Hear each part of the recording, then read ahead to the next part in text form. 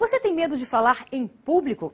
Saiba que não está só. Uma pesquisa do jornal Sunday Times, realizada com 3.000 americanos, mostrou que falar em público é o que mais gera medo nas pessoas, com 41% das respostas.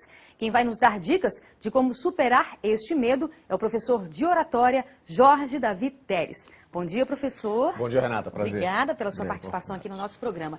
Realmente é grande o número de pessoas que têm medo de falar em público? Na verdade, Renata, todos os seres humanos normais têm receio de falar em público.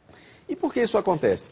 Porque quando estamos em evidência, nós estamos sujeitos à crítica, ao juízo de valor e ao erro.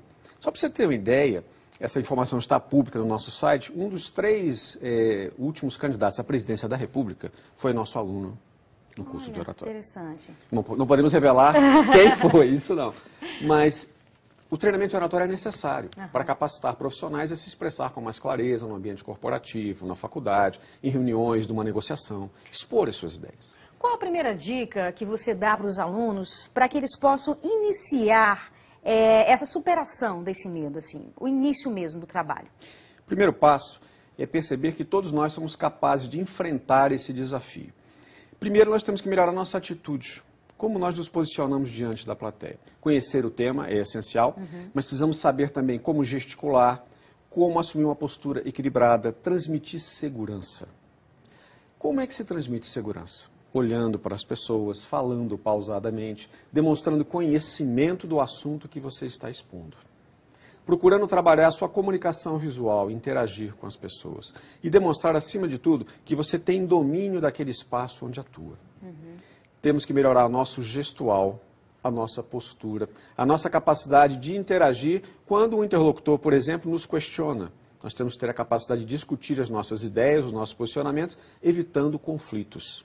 Agora, professor, o senhor colocou um ponto aí que eu considero essencial, que exatamente é o medo de se expor. Claro, todos nós temos, né, esse receio, todo mundo quer parecer bem, né?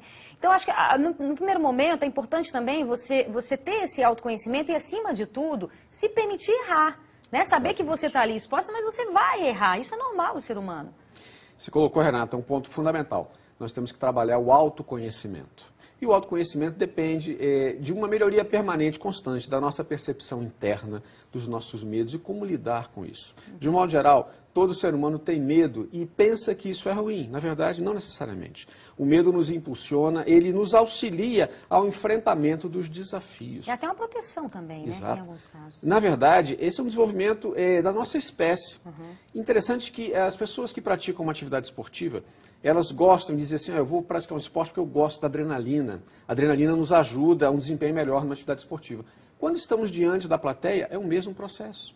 O nosso organismo, o nosso cérebro faz um diagnóstico de que você está numa situação de risco. De risco, de perigo. E aí o perigo gera adrenalina. A adrenalina gera ansiedade, nervosismo. E o que nós fazemos no IOE, no Instituto Oratório Emocional, é treinar as pessoas a lidar melhor com essa situação de evidência. Mas aí tem algum mecanismo interno que você trabalha com as pessoas? Como é que é isso? O primeiro foco é a questão do autoconhecimento. Sim. Mostrar que é possível desenvolver a inteligência emocional ou intrapessoal, que é a questão do autocontrole, da autopercepção, da autoimagem. Tem exercícios para isso? Tem. Nós trabalhamos a questão do desenvolvimento do gestual, da postura, da impostação da voz, do discurso de improviso, da capacidade de interagir em ambientes críticos, onde você vai ter o seu argumento questionado e muitas vezes de uma maneira forte.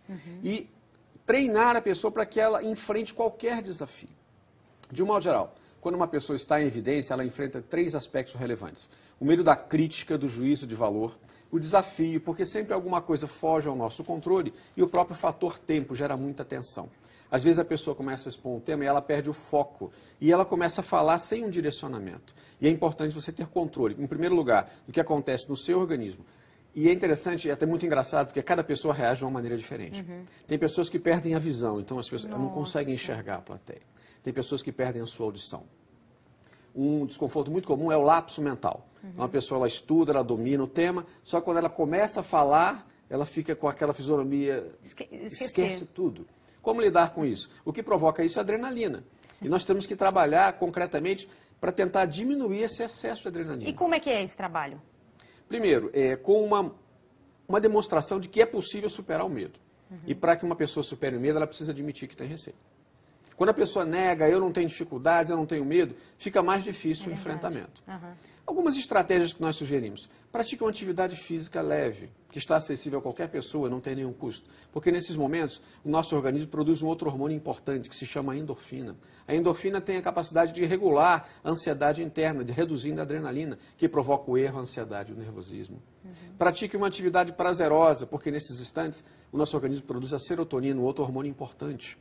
O hormônio do prazer conhecido, que vai deixar a pessoa mais equilibrada, mais tranquila. Chegar cedo ao local do evento, monitorar a qualidade das pessoas que vão assistir você, se elas têm o domínio do tema ou não.